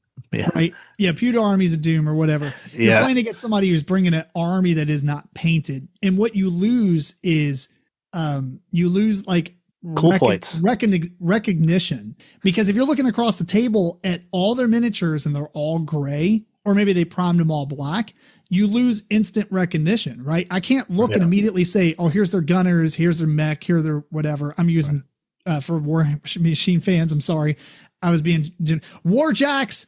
No, but you lose that instant recognition on what you're going up against. And I think that's another thing with like miniature games with gray minis. You look at the board and there's just a bunch of minis and you don't know what to do, cause you're like, okay, what? And what do they do to counter that? They just add a bunch of little rings that you slot onto the bases and like, hey, those little rings say paint your miniatures, please. Valid. Yeah. But yeah, I agree. I would say as long as the cost is reasonable and don't make the box ginormous, or at least give people an option if they want a really big, crazy version, they can get it. Yeah. Well, one last thing, then there's a couple more quick things, and then we'll wrap this topic up. This is the one thing I have the most struggle on. Do you like playmats? Would you rather have a playmat or just a normal board? Personally, clarification: would the player board be for your personal play area or the actual play area? Which one are you referring to? Either or. I mean, you can. I guess it depends on what. I guess anything, because like for instance, Splendor has a playmat. That one's a little different though, because it's not replacing a board. It just gives you place to put everything. Right. But a game that replaces your player board with just neoprene. I would say or do you like neoprene anyway? Like neoprene playmats? I would rather have dual layer, but if I don't have that, I don't mind it. However, I also have a nice table, so it's like I kind of like player mats sometimes. It just depends on the game. I like player mats, but I need to have them stitched on the edges. 100%. Yeah, that's true. Yeah, I can see that. Then I really like them. Yeah. And I also like them to fit in the box. That's right. My problem. They need to be designed where they would have fit in the actual box. Otherwise, like what is it? Furnace, I think. Its mats fit in the box. Right. Which is cool. I like that. Oh yeah. That's the best. I don't like, now I got to put them in my drawer because the other ones won't fit. And then if you roll them weird, they bend. Cloth mats, by the way, trashed here. I hate it. Yeah, cloth mat. That's not even a deluxe component. That's like please help us. Timu. All right, last thing, and this might be off the cuff, but what is your favorite? It doesn't have to be a deluxified thing. What is your favorite blinged out, preferably an official thing? Like, what is your favorite add-on or whatever? For instance, maybe you do like the miniatures that are in Castles of Burgundy. I'll start so y'all have something to think about in the meantime. My favorite blinged out deluxified components that's official is the Anachrony mechs. I got this game through the Anachrony. I got it as a Secret Santa thing through Board Game Geek. And I didn't realize that there was like two different versions. And this one had just like little hexagons that you put out as player markers, like the worker placement. I was like, these look stupid. And the mechs are also functional because when you put your worker out, you put a worker on the spot, right? To show that I'm putting a scientist on this mech to go out here. But the actual mechs, you slot the guy in the top and it's like has a little tab and it shows there's a scientist in there or whatever. These things are awesome. I'm sorry. Those are great. It is. Originally, they came out. I don't know if their original version only had the mechs. I think they came out with an expansion that included them. But the essential edition has them, and that's just a fantastic component. I love how everybody listen to the audio. Like everybody's like looking around their collection, like, well, what do I have that I? Yeah. All right, Brian, you go next since you got it in your hand. I would say first off, the most impressive upgrade I would probably say was Terraforming Mars. All the 3D tiles, He just because it stole mine. literally changes how you play the game. Everything sits perfectly, and then when you paint everything, it becomes so much more immersive. Just the look of it, it just looks cool. You know what I mean? Another game more recent is I have the dice tower for Luthier, but I also have the deluxe, and then I got the wooden all the wooden components, which are really cool because when you're doing the orchestra, you can see all of the instruments and everything. And as a musician, it's like the level of detail and thought that went into like just that from a visual standpoint just enhances the experience. I've had people play when I play with that and they leave going, that game just looks it's just a memorable thing. You know, it really just enhances that experience. But those are probably my two biggest ones, I would say, that had the most impact. Coins, I love metal coins, but. All right, James, George, who's going next? Brian stole mine. The Terraforming Mars. The upgrades with the tiles are just fantastic. And sadly, I've not played with my version of that. I've played my old versions hundreds of times, but once I bought that, I stopped playing it for some reason. But that's the way it goes. That is a good point. The Deluxified versions are like the really big games. You almost don't want to pull them off the shelf because they're so massive and an undertaking to set up. How many people has that happened to with the Everdell Collector's Edition? Oh, I'm sure so many. Right. I mean, like playing with everything? Yeah, but just getting it out to play it. Yeah, that's another one that just sits anymore. Once I got that, I put those stupid stickers on there, and it's been sitting on the shelf ever since. I have not played it. I almost bought it. There's a seller on Etsy that has recreated every Everdell expansion together in one rollout mat. So you go, blah, throw the mat down, throw your cards down, go. You still gotta get everything and sort it and stuff. I don't know, George. What's your favorite? What's your favorite? Well, I'm gonna answer not in relation to something I've bought to bling out a game myself, but in terms of the game itself, came Ultra Deluxified. That's just the base game. And I can't think of a better example of it than the Fragor Brothers game Spellbound, where you have they're almost like Christmas ornaments for meeples. Like they're gigantic clay, beautiful pieces for everything. If you haven't seen Spellbound by the Fragor Brothers, you've got to take a look. It's really a very simple game with just massive, incredible components. Have you talked about that on here before? Because I went and looked at the pictures and I feel like I've seen these before. I may have mentioned it before. 30 seconds. I'll be right back. They look really cool. Yeah. Yeah. Oh, yeah. They're brilliant. All the Fragor Brother games, that was kind of their thing, over Deluxified components for their games. Yeah. Yeah. No, I mean, they look really cool. Did they come paint it like they show in the pictures? Yes. That's crazy. Yeah. All the Fragor games, they're like that. Probably the simplest one is Sheer Panic, and they have all these really cute sheep.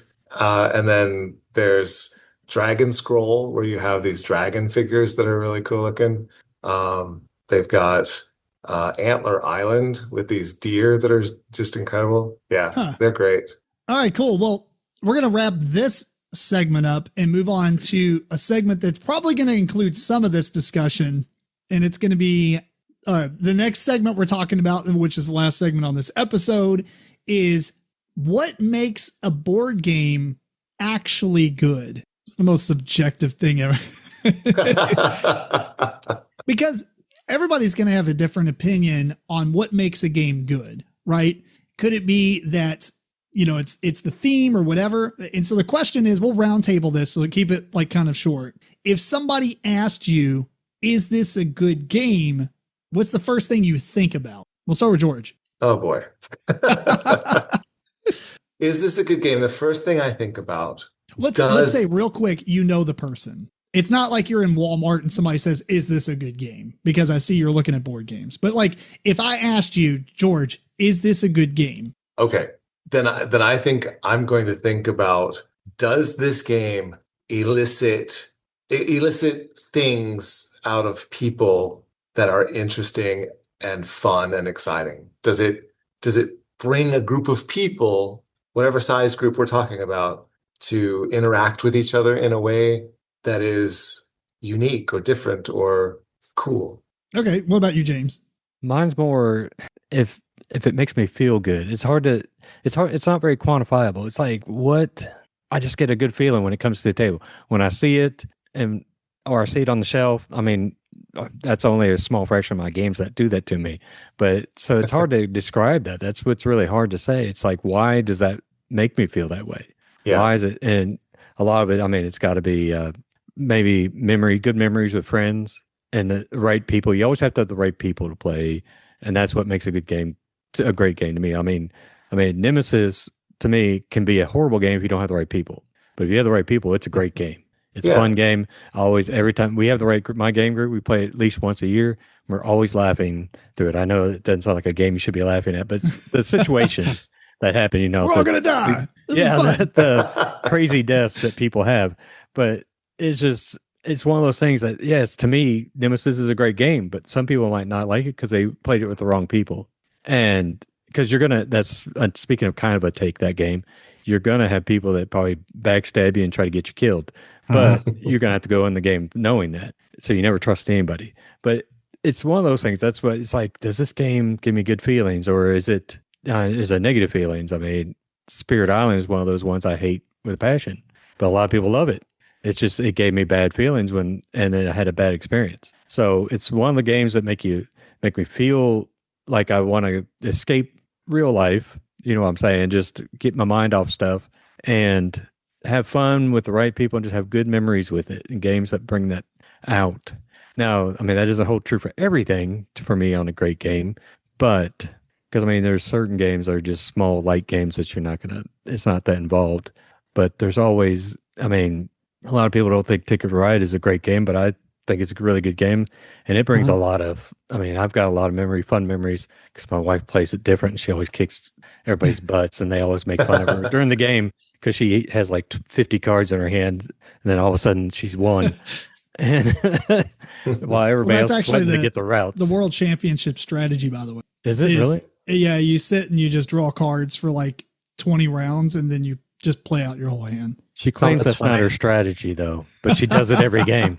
I think that's the way the World Championship board gamer person won the last couple of times. Really? Brian, let's pause real quick. Brian, you give your thing, and I'll give my thing, and then we can just open discuss. But okay, I have to break this into two different ones. There's how much fun is the game, and then how good is the game. Because there's good games that maybe I don't like, but I know objectively they are good. Like I'll run out like a couple of things I look for is at least for me, does the game have multiple paths to victory? Because if it's really simplistic and you only have one thing, that kind of limits your replay. So it's like, okay, it's cool for one time. And is what I'm doing meaningful? And is the decisions I'm doing going to impact the outcome of the game? Or is it a game like, what's the betting game with the little things that run across? What was that game? Bet? Hot Streak? The other, Hot Streak. Like I have no control over what's going to happen. So it's almost like, well, who cares? I also like games where there's clever play, or you could be a little strategic and do something that is rewarding when you do it. You know, you like, it might be a risk, but if I can pull it off, it's awesome. I also do think artwork, and it's subjective, of course, but I think artwork is part of making a good game good. For example, Forest Shuffle. If it was called Hardware Store and the tree was a toolbox and then all the items were things that go in the toolbox, while it would apply to certain people, did he just create a new game? Yeah, it may not have as wide Hardware Shuffle.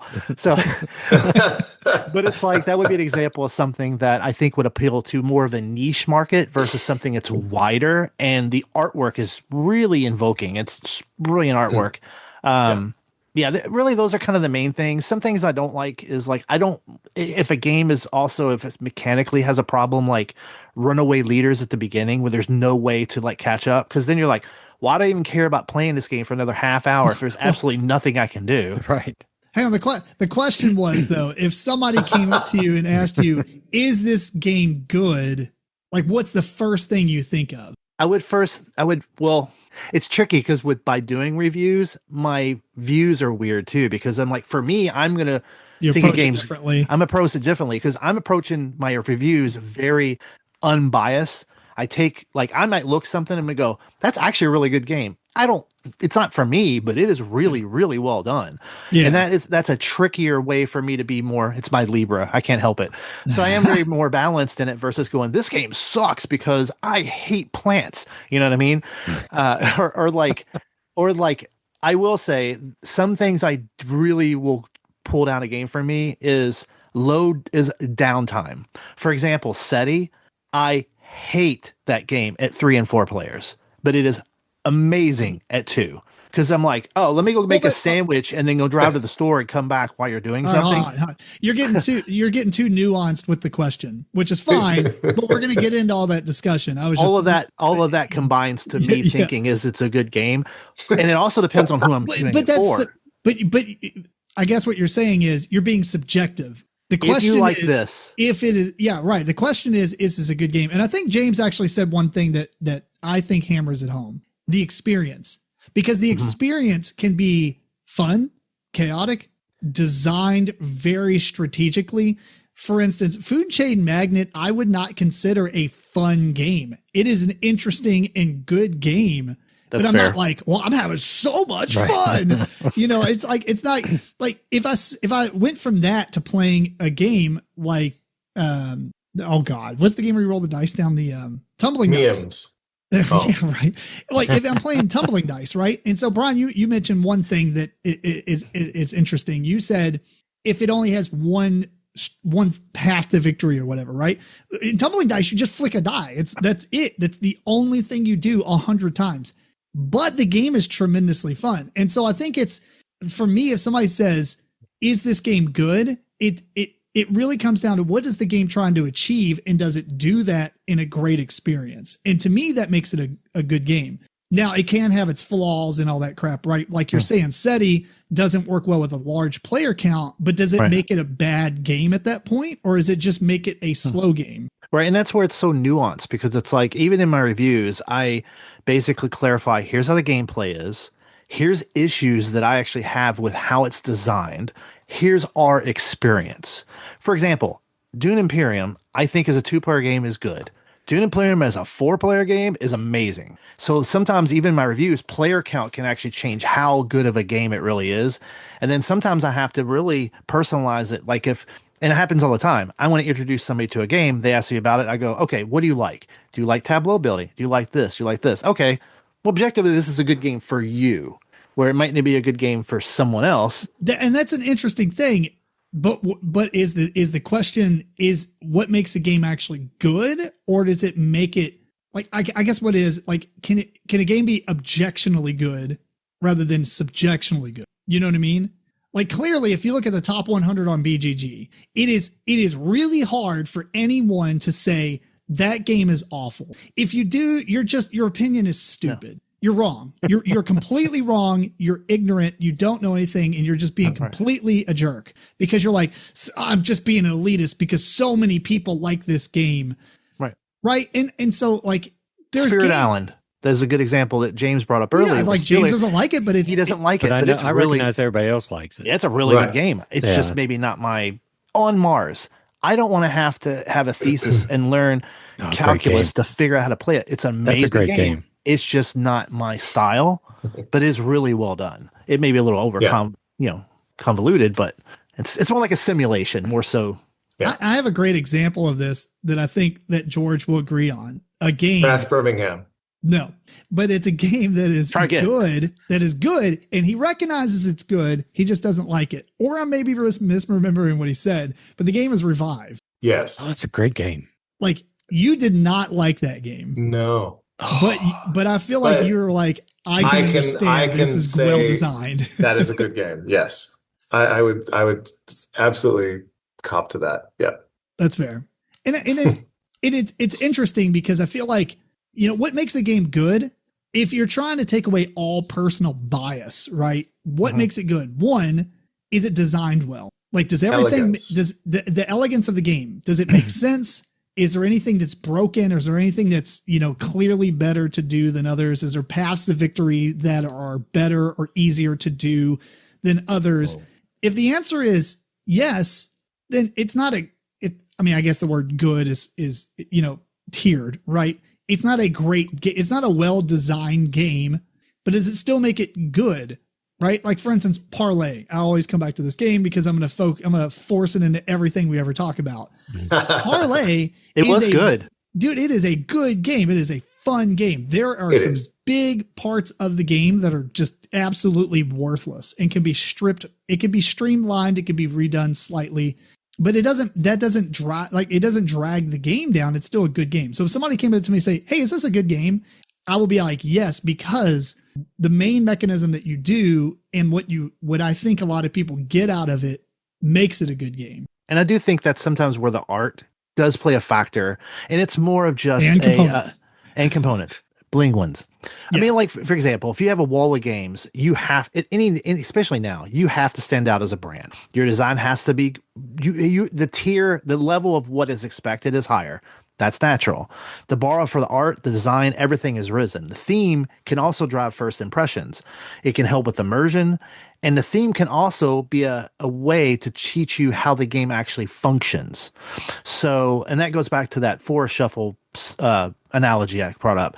But it's like, I think for certain games like Trismegistus is a quite complex game, but the art does kind of help you understand, oh, this is what I'm trying to do. And there are many games where the art can kind of help with some of the rules. That is interesting because you're saying, let me kind of rephrase it. You're saying that a game with bad iconography or symbology can actually drag down the experience and make it not a good game because it's hard to understand, which to add on to that, the rule book is also a big factor in that. Yeah. I think that's a big part of what elegance is. The amount of rules overhead compared to how breezy and easy the game is to actually play through step by step. And theme can make a huge difference in making a game clear and understandable and playable, right? Regardless of how many actual steps there are and how many rules there are. If it all kind of goes together and makes sense, then that art and that theme can really lend itself to creating that experience. Right. A good example would be most of what Genius Games produces. You're talking genotype. You're talking about, but you know what I mean? For the general idea, a lot of games like that, the board, there's a rational reason behind what you're doing, what you're doing. I get what you're saying. I think it's slightly a little different. I think that Genius Games does an amazing job at wrapping these mechanisms around a theme that most people probably don't know all the details about. Yeah. I think what maybe a better example would be something like Mage Wars, or any kind of arena combat game, right? If I give you a card and you're playing this game that you've never played before, and I say, okay, we're in this arena, you're this dude, I'm this dude, and I hand you a fireball card that just says fireball, do you know exactly what that card's going to do?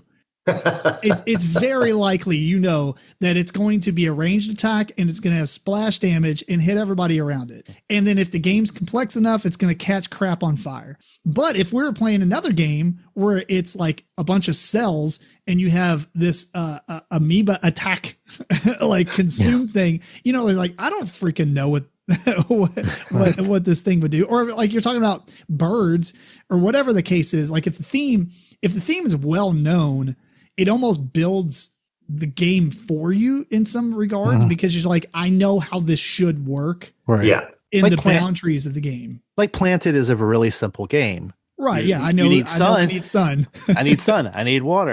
Yeah. But it's like, in a sense, you can look at the components and kind of figure out kind of what's going on.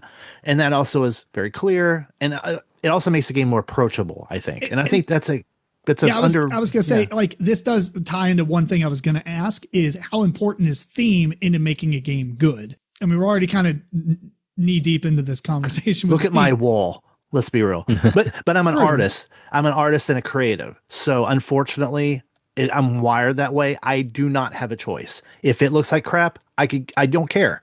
What about abstracts though? It depends on how they're done. Right. Like if you were to play, for instance, Shobu, or if you're playing tumbling dice, which is just a bunch of stairs with dice, you know what I mean? Something that's a cool mechanism because you're like, oh, that's kind of neat because it's tumbling. It's designed. It's a cool design because it doesn't remind me of much. You know what I mean? That's different because there's not really like any creative in it. there's not a lot to those abstracts anyway. There's not a lot of abstracts that are like heavyweight Euros. No. What was the game? What was the battleship style game that you two were playing recently Layers with the shapes? A rapid line. Yeah. For example, that's a very more geometrically designed. And while it's simple, it has a very clear design aesthetic. And I like that. Yeah. It is interesting to think how important is theme and then say abstracts. But I can't think of an abstract that is heavier than lightweight. Like, do you know of an abstract that is absolutely just a heavy game or like medium weight? I'm sure they exist, but I'm saying like as far as like popularity or whatever. I mean, when you get in the high levels of the Masters, chess is a heavyweight game. Yeah, but the game is still. You know what I'm saying? They know moves way ahead of time and stuff. I guess. I think there's a difference though. That's like strategy. Right. That's from a light rule set comes a very deep experience. And I think that's something that could be said for a good game as well. Would Zol fall into that category? I wouldn't say it's heavy though. No. Yeah, it's not heavy. It's a light abstract. Yeah. That time you killed me is a bit heavier. Yeah. That's more That logic. is a good question. I would say majority of abstracts are probably more in the lighter realm, but they have a little bit more wiggly stuff in it, it seems. Would Food Chain Magnet count with its clip art? No, I'm saying. Yeah, it's terrible. The new one's a lot better. The new version's a lot better, but the bar wasn't hard to jump in the first place. But with abstracts, you're not spending a lot of mental effort on remembering rules and corner cases and things like that. The puzzle is the game. Yeah. And it's a good thing you bring up puzzle, because then like the mechanisms of board games, right? Those can make or break a game experience in general, because Tetris. Right. Like Tetris is such a simple thing. Or for instance, tumbling dice, which we're just going to mention it 50 times. Tumbling dice has there's one mechanism, flick this die, you know. but it's so tricky because you're like, ugh! And you're like, how did I kick it off the table? It's so stupid. Or I ran into yours, you fall down, becomes a 6 on the bottom floor, and then somehow mine falls off. I'm like, and that with dexterity games, the outcome of the dexterity or the rolling a 1 or a 20 essentially makes or breaks the experience of the game. Or not even makes or breaks, it just makes it, right? Because somebody can flick the die and it goes flying into the window, and you're like, well, what is wrong with you? And so that kind of game, the demonstration of skill, that's a very different thing. That's almost a sport. That is a good way to look at that. Yeah. Right. Like dexterity games are more of a sport than they are an actual board game. Or at least they have a big element to it. What was that? Isn't there a sushi game where you throw the pieces on the table? Hibachi. Yeah. Or you throw poker chips and you're kind of just getting close to things. That's right. That's what it was. That was the remake of Safranito. Yeah. Yeah. It's a cool game. Excellent. Yeah. Oh yeah. What about what is that? Cash Talar? What is the name of that? Tash Kalar. Oh, Tash Kalar is a fantastic. That's a heavy. I was waiting for Tim's face. Man, oh my gosh. Yeah, it's a good game. It's a heavy. But I wouldn't consider it abstract. abstract. Like it's abstract in strategy, but it has theme to it though. Kind of. It's a mage fighting game, basically. But it's area control. It's not that. The theme's not there that much.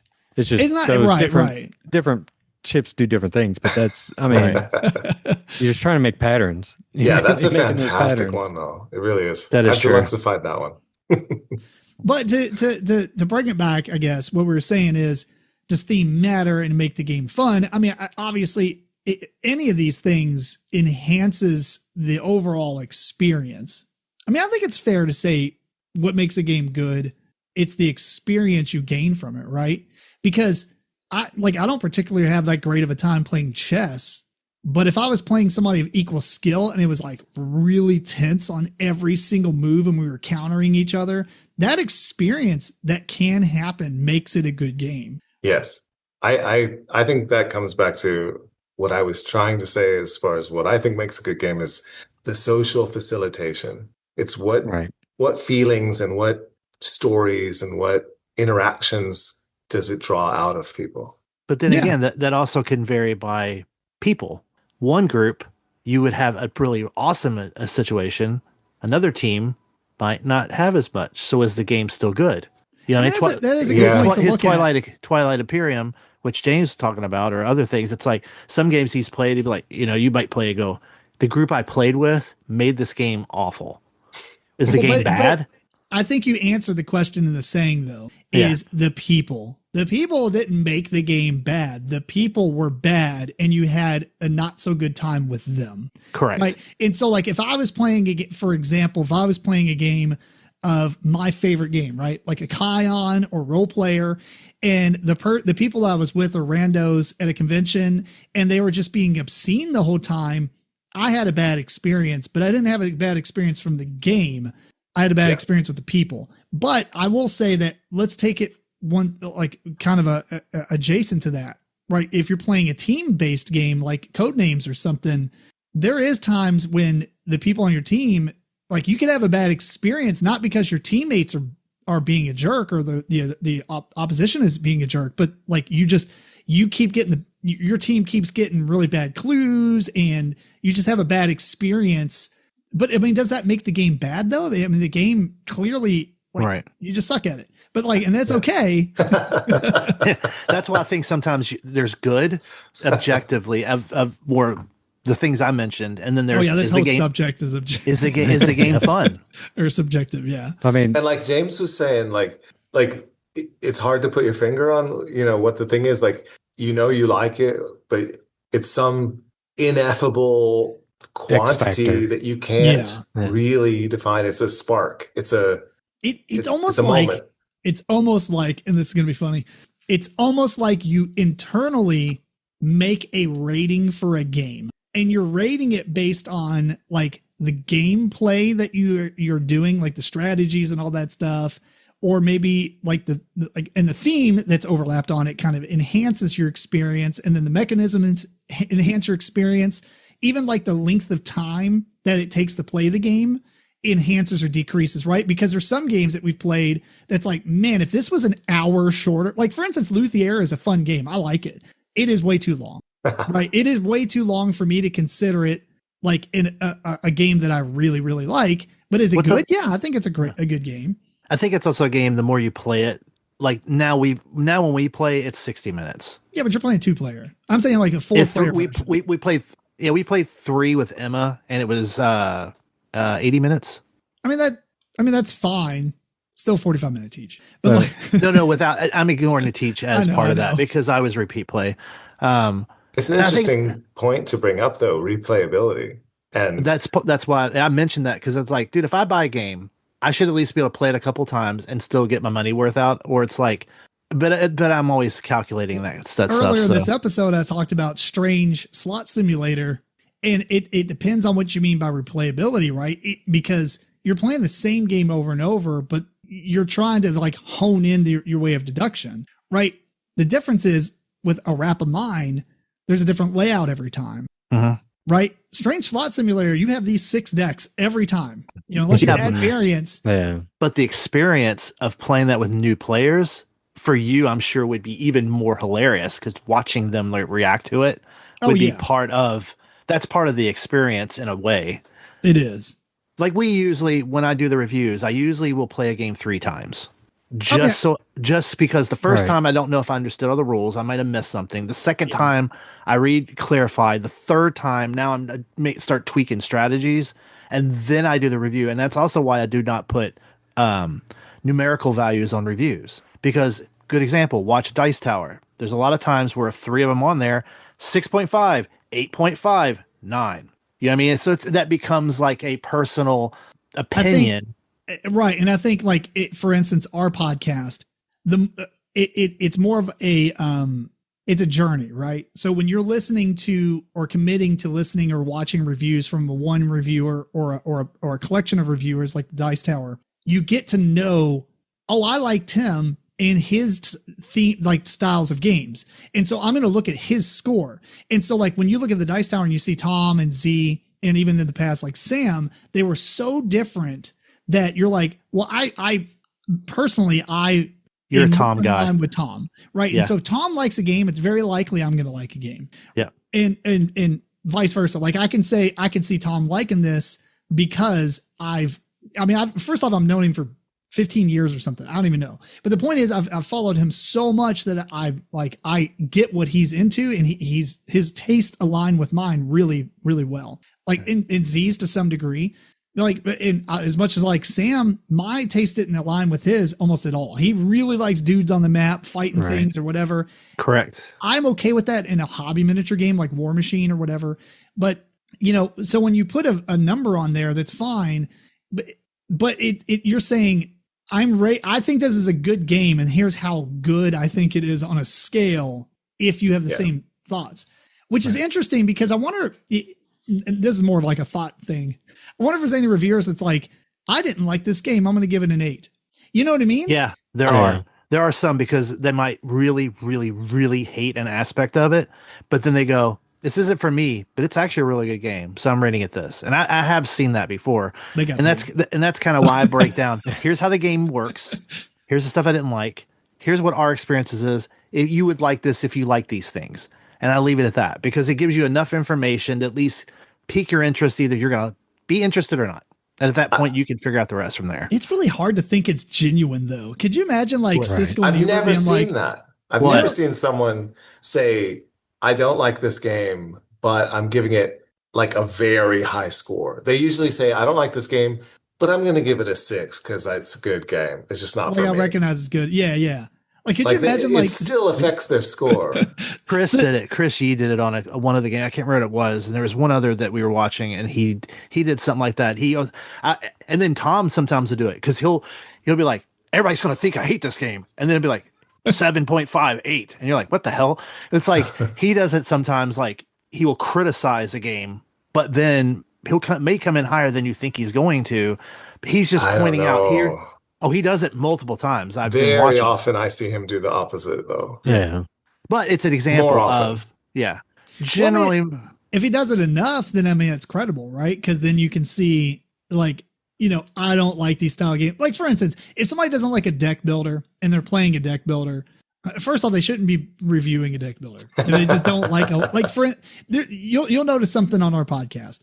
When we review co-op games, I'm usually just like, okay, I'm gonna let George take this one because I know that co-ops, and James is shaking his head. Co-ops aren't really our forte, right?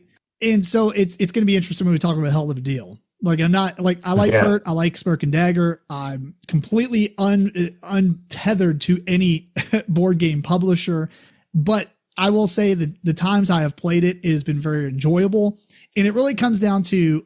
I mean, it's kind of easy to know because like Balatro is a good game. This is very Balatro style. And if you just hate poker, you're going to hate this game. Like it's as simple as that. If you hate poker, this is not a game for you. Is it a good game? Yeah. Well, I mean, maybe we'll talk about it later, but I don't even know what I was talking about. I've lost. I totally agree with what you're saying because it's like now caveat or transparency. When I do reviews, I've declined multiple games. Yes, because I basically go, I will do this because I find it interesting. The art's cool, the design, the mechanism, something in it I like. Or you're like, your game doesn't look cool enough for my photos. Right. That's I 100%. Yeah, I don't mean that in a bad way, but I mean that you're showcasing it through art, and your art needs to be showcaseable. Correct. And that's kind of, I think, when you look at all the games, all of them have pretty good art. The theme is pretty heavy usually. There's a couple exceptions, but yeah, I select the ones that I also don't want to be I don't want to be mean. You know what I mean? I don't want to pick this being like, God, this game is trash. What is wrong with you? I'm gonna throw it in a dumpster. Like, I know that James likes Waffle Time. I do not like it. I think there are a lot of problematic issues with the acquisition of pieces. There's a bunch of other stuff. I was going to do a review for it. You're overthinking it. I was gonna review it, but I was like, you know what? It's a pretty cute little game. Brian already kind of ruined my last thing. He didn't ruin it, but the last thing was going to say, if you can name a game you think is good, but you don't personally enjoy. Brian kind of gave us his answer. Let's round table it with the rest of us.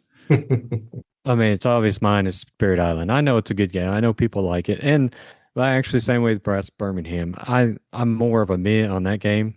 I'd play it, but I can see how people love that game. I don't see how same way Gloomhaven. I'm not a big fan of it, but I can see certain people that do like it, and I see why it's rated high. Also, the only one I don't understand is that Through the Ages one. It's just overcomplicated and it's unnecessary. Fair enough. What about you, George?